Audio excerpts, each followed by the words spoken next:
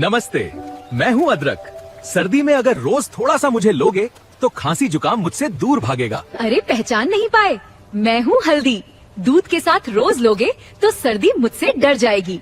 मैं हूँ लहसुन, थोड़ा तीखा जरूर हूँ, पर सर्दी में मैं शरीर का सबसे पक्का दोस्त हूँ।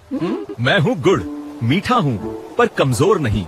सर्दी में शरीर को अंदर से गर्म रखता हूँ। मैं हूँ तिल, छोटा हूँ पर ताकतवर। सर्दियों में मुझे खाओ तो हड्डियाँ रहेंगी मजबूत।